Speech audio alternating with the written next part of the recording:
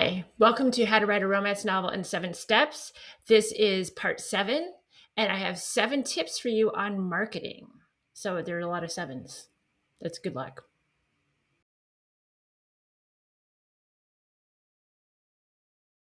Tip number 1 is you need a great book cover. I know they say that you're not supposed to judge a book by its cover, but everybody does. I hear about it all the time. And fortunately, people really like my covers, but when people don't like them, a lot of times they don't buy the book. I know with AI, it's become easier and easier for you to design your own cover or for your, AI thing to generate a cover for you. I respectfully will ask you not to do that for a couple of reasons. One of them is because we're artists, we're writers, and I like to think that we can support other artists. And I don't want to see book cover designers go out of business because no one's paying them anymore. And it's not just like, oh, give your money away, because I know money is scarce these days, but they offer insight not just to here's a nicely designed cover, but a really good cover designer knows the market. They know what your genre is. They know what's selling right now. They know what's a little bit out of date. They can help brand your whole collection. I have different series, and each of my series has a similar look with their covers, and they've all been done by Mayhem Cover Creations. I'm not getting paid to say this. I just really like Mayhem Cover Creations. And I found them because I went online and I just Googled and I said, good covers. And there was, I believe it was a blogger, and she had done her favorite designers. And so I went through the list and I saw Mayhem and I was like, you know what? I really like this stuff. And they weren't even, historical romances. They were modern. So I contacted her and I have really liked working with her ever since. But again, that's my experience. But I strongly would like to dissuade you from doing it yourself, because especially if you are someone who's new to publishing and you're self-published, it's a bit of an uphill battle anyway finding readers, because again, money is scarce and a lot of people don't want to take chances on people authors are not familiar with. So if you have a cover which is homemade and looks like it's homemade, you're probably going to miss out on some sales because people just will doubt the professionalism. So a professional cover designer, I think, pays off. And you don't have to spend a ton of money. And again, I know how tight finances are these days, but you can get something, especially if they use pre-made covers, you can get something anywhere from, I mean, if you use Fiverr, you can do it even cheaper than this, but I would say anywhere from maybe 150 to $200 for a pretty solid cover. You can spend a lot more than that if you want something completely original, but talk to a designer, ask them to work with you, but also respect their time. Especially if they are giving you a good rate, don't be going back for 10,000 revisions. Definitely treat them as the professionals they are, and they will help you in your career. But you need the great cover, and I think you should go professional if at all possible. Tip number 2, enroll your ebook in Amazon Kindle's Select program. Now, I am not a fan of monopolies, and I'm not that big of a fan of Amazon either, but I wholeheartedly endorse step number 2 here. If you enroll exclusively in the KDP Select program at Amazon, and again, this is only for your ebooks, not physical copies of books, there are a few advantages to it. First of all, it's a 3-month time period, which you can renew at the end of that period, or you can take it and go wide. But these days, going wide isn't that wide, because Amazon is really, they're number one. And in the times I have tried to go wide elsewhere, my book sales plummeted because of the advantages you have going exclusively with Amazon as part of this monopoly I am endorsing. All right. When you enroll in Select, you can't sell your book anywhere else, the digital form of your book anywhere else. But if you price it between $2.99 and $9.99, you get a 70% royalty cut every single time someone buys your book. 70% is very, very, very good. That's a much higher royalty rate than published authors get with their traditional publishers. If you go below $2.99 or above $99, I believe, I can't remember if it's 35% or 30%. The reason why I don't know that is because I never do it, because being exclusive in Select is such a good deal. If you are also in Select, you have the option of enrolling your book into the Kindle Unlimited program, which is where people can borrow your books. Now, when people borrow your books, you get paid in really small amount when they read the book. They can't just borrow it, they have to read the book. And for every page that's read, you get a really teeny tiny, really teeny tiny amount of money, which does add up sort of. But it differs every month, and it's within this huge pool. So whatever it's complicated. Bottom line, you're not getting a lot, but you are getting something when people borrow your books. It's a good deal. Again, I tried to go elsewhere. It did not pay as well as being in Kindle Select. In Kindle Select, you also get the option of doing one of two things in your 3-month period. One of them is that you can put your book on sale for up to 7 days and still get the same royalty rate. So you can have a sale for, like, let's say 99% and still, 99 cents, and still get 70% royalty. So that's a good thing. You advertise that sale, people are like 99 cents. That's a bargain, even though really people like free books. Bottom line, they like free books. But it's 99 cents. People would be like, okay, I'll take a chance on this person. They like it. They maybe look at the rest of your books, and then, they become your reader from there on. That would be a wonderful thing. You can also, if you don't do that, you can give your book away for free for 5 days within the 3-month period. Now, you're probably saying, why would I do that? Because I've been toiling away at this damn thing. Why am I going to give it to people? Well, I know. I hear you, and it's like, but it's sort of like when you go to Costco and they're giving out the free samples, and you might not buy the thing that they're giving you the free sample for, but sometimes you will. And some people do. I mean, I see people buying stuff that they get the free samples for all the time. It's the same general idea, except it's not as delicious. But basically, and this really only works if you have more books. But you give away the first book for free, for instance. People read it and they're like, whoa, this is really good. I'd never heard of this author before, but I like her, and I'm going to get all the other books. So that's one way to get readers. But again, it helps if you have more than one book. Or at the beginning, if you don't have any books besides the one and you just need it to get into people's hands, giving it away is not the worst strategy, because you can get reviews that way. People will be introduced to you. They'll sign up for, if you have a newsletter, or go to your Facebook page or whatever it is, because you can also put this information in the book itself. And the next time, you release a book, you have somebody who's like, oh, I'm going to get that book, hopefully.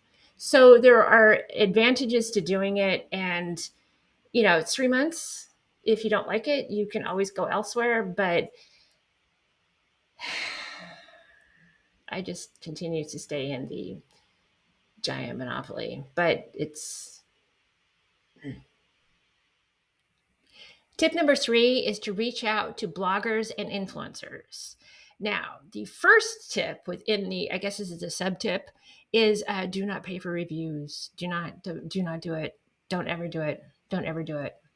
And I believe some influencers, because they are busy people, and they get a lot of endorsements. Some of them are not as likely to review your stuff because their time is limited. If you are not paying them some type of a fee for their time, I totally get it. But avoid that. Avoid paying anybody for a review. For one thing, it is against Amazon's terms of service. So do not buy reviews from anyone. Do not go to Fiverr. I know we want reviews. Reviews are very important. Do not buy them ever, because you could get kicked off of Amazon. And as I have mentioned previously, getting kicked off of Amazon would be a very bad thing. Okay, so that is why we need to find bloggers who review books. So you can Google these people and then you go to their blogs, and there's usually in the about section, there is something about, their review guidelines. And they'll tell you what types, what genres they like to review, like how long it takes them. Sometimes they'll say, I'm not taking anybody new right now. Whatever it is they say. Or maybe they only want to review books about elephants. I don't know. Whatever it is, pay attention and obey it. Like none of this, like, oh, but I bet you're going to like my book anyway. No, no, no, no, no, no, no, no. Whatever it is, obey it and be super polite and say, hi, I have this new book. Give like a one paragraph, summary of what the book is. Would you be interested in reviewing it? And then, if they are kind enough to say yes, and when I say it is a wonderful favor they're doing you, it is a wonderful favor they're doing you, because everyone's time is limited and there are other books they could say yes to. They could be playing with their dog. They could be going to the beach. I don't know what they could be doing instead of reading your book, but they are reading your book. So that is a very kind thing for them to do. So then they do that, they do the review. Do not hound them and say, oh, are you done yet? They're going to get done with it when they're done with it. If it's a great review, write to them, say, hi, I really appreciate that. Thank you for taking the time to do that. Would you mind if I quoted this review? And then what you can do is you can go to whatever your social media page is, which we're going to get to in a minute, or you go to your Amazon product page, and there's a special thing for editorial reviews. So you take a quote from whatever this blog is, you put that in there, and then you attribute the quote to the blog.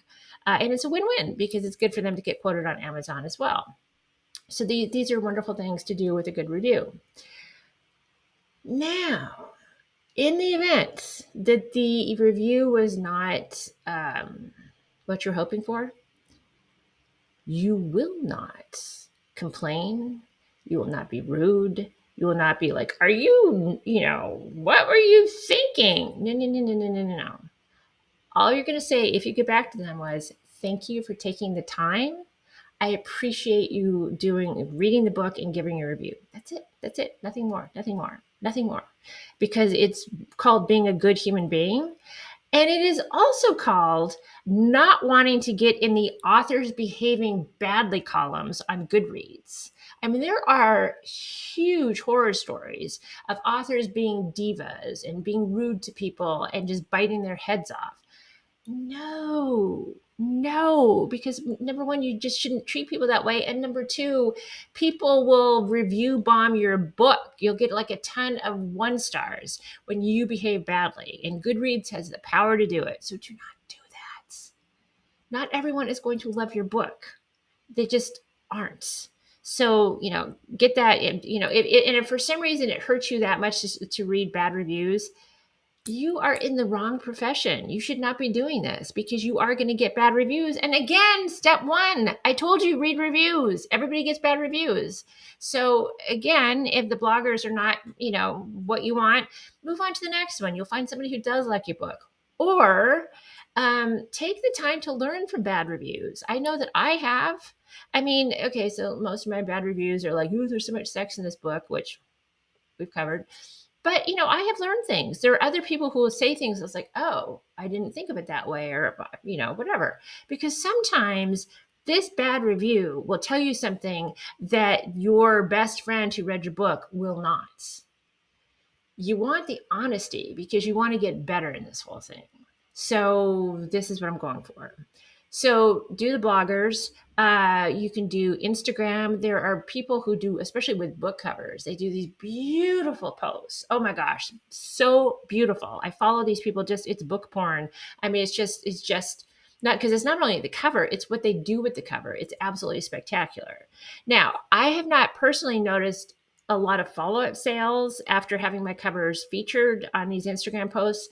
But it's such an honor to do it. I reach out to them anyway, because it's just a really nice thing, a nice favor they're doing for me when they could be doing somebody else's cover. So I really appreciate it.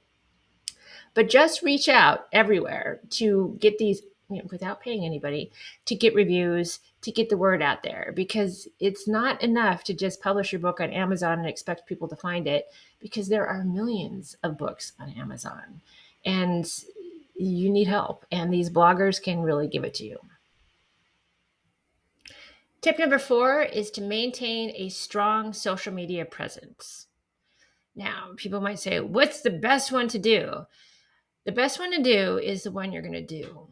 So if you have a personal preference and you know that you have already, you're already a regular contributor to whatever media outlet it is, just use that one. Keep doing it. If you try to do everything, you are probably going to fall short. Especially, if you were just repeating the same content, 8 different places, it's not ideal, because if someone follows you in all these different places, they're going to be like, oh, I've seen that. Oh, I've seen that. I've seen that. I've seen that. So that's not great. And also part of it does matter who your audience is. If you have a young audience base, there are some, there's some social outlets that are a little bit younger, skew younger than, my set at 61. But again, it is the one you're going to contribute to is the one you should be on. 1 or 2 you should be on. The other reason why you don't want to be on everything is you are supposed to be writing. And, in addition, few of us are full-time writers. So, you probably have a job and you might have kids and you might have, the selfish cat, because again, I don't like cats. Whatever it is, you've got, demands on your time. And if you're spending all your time doing all this other stuff and then being creative on your socials, you're not going to be writing, and you need to write because you need to keep writing. You just need to write book after book after book after book, because especially the actual creation of all these books will help sell the other ones too. So that's why you don't want to spend all your time on the socials. And also be very conscious of what you're doing on the socials. You want to maintain regular presence. And so ideally, maybe at least twice a week. And you want to, it cannot be wall to wall, buy my book, buy my book, buy my book. No, you should be engaging with your fans. You should be, talking about other things, but I'll leave it up to you of whether or not you want to engage in social things that are happening. It can be, kind of calamitous to talk about politics. Whatever it is you talk about, though, you should be engaging with people. Like if they like things or if they comment, get back to them. If they DM you, get back to them within a, a reasonable amount of time. You can do updates of oh yeah, I'm working on my next book. It's set in Vienna. That type of thing. But it cannot just be wall to wall. This is my book. This is my book. This is my book. And it really can't be buy my book, buy my book, buy my book. I would stretch it out. If you have genuine news, that's okay. You have a cover reveal. This is fantastic. But, talk like a real human being and, bring up stuff and just, don't be a buy my book robot. And speaking of robots, don't go to AI and say, what should I talk about on my socials? It should be you. It should be reflective of you. And people want to get to know you. You should be you should be having fun with this because you want your readers to have fun. So that's it for the socials. Number 5, places to advertise your free and discounted books. I'll make this short and sweet. And no, I'm not being paid to endorse these. These are just things I really, really like. Number 1, The Fussy Librarian. Number 2, E-Reader News Today. And number 3, BookBub. I think they're great places and hopefully they'll work for you too. Tip number 6, print versus audiobooks. As I've said before, money is tight right now. Life is expensive. And there are parts of self-publishing that also require some money. For instance, getting a book cover, I really strongly suggest that you pay somebody to do that, but often that pays for itself. And also it's like an expense, a one-time expense that lasts for the life of the book if you so choose, if you're not going to replace the cover. It can cost money to pay an editor to do something, even if you just want to take a friend out to dinner and say, thank you for helping me out on on that. Advertising costs some money, so it all adds up.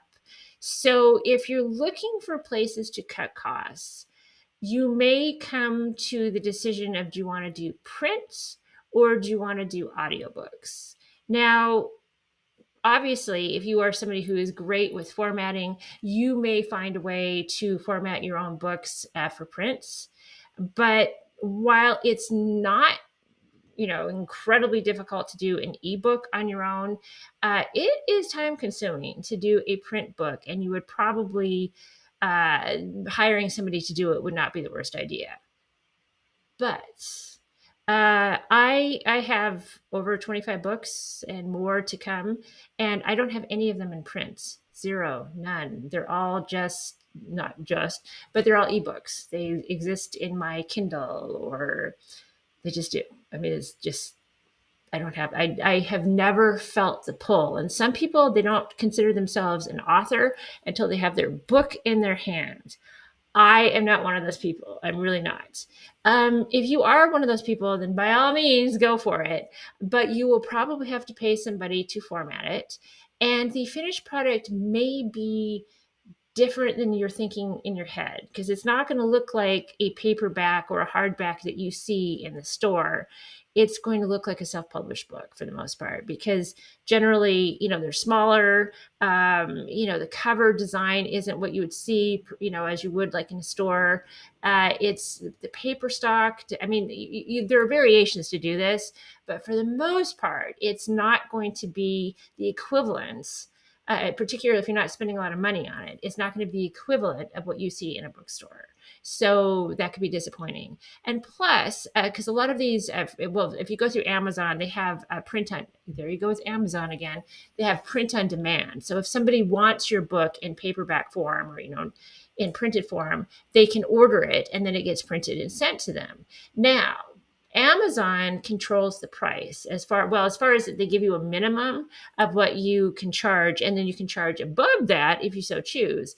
But obviously it's because they have printing costs and also shipping costs. So it seems like a lot of self-published books in print form could cost $11, $13, $15. And there aren't a lot of people who are going to pay that for your book. Sorry. I mean, maybe your relatives, but people balk at paying 99 cents for a digital book. I mean, it's just not going to be, it's not going to be a moneymaker for you. And if you go into it knowing that, but you just want to maybe get one copy for yourself, okay. But I don't know if that's worth the money if money is tight. It's a decision you have to make. It's not a profitable one for the most part. So that's one thing.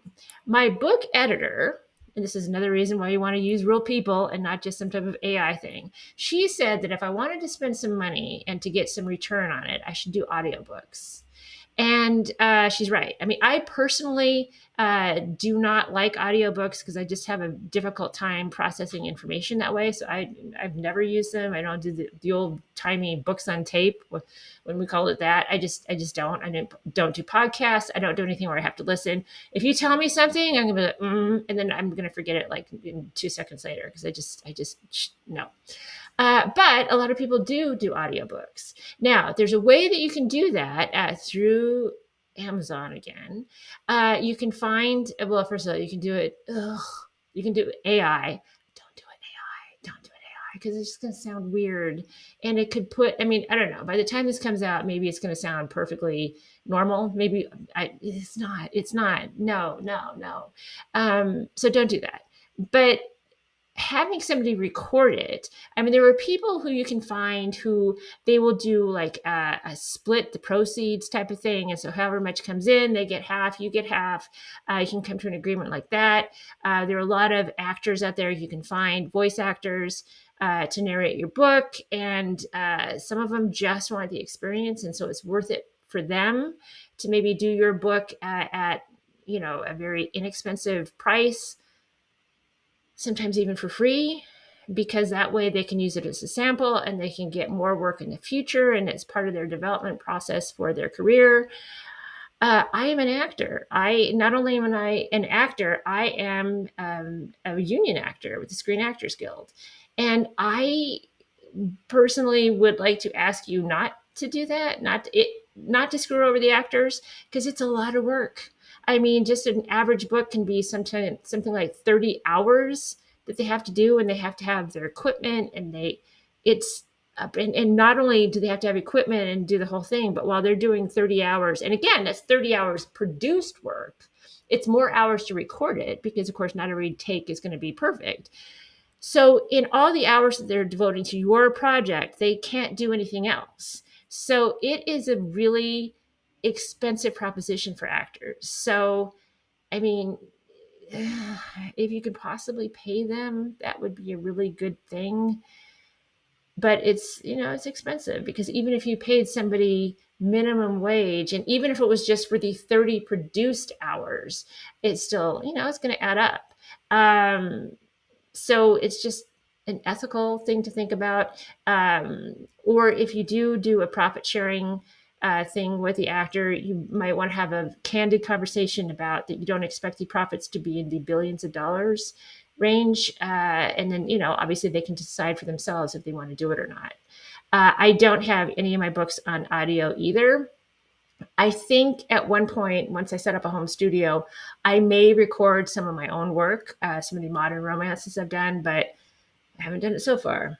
So anyway, so this is, I guess the point of this is that audiobooks, if you have an audiobook, you can make sales from that. And, so many people, that's how they that's how they consume books. Do you consume books? Whatever. That's how they do book.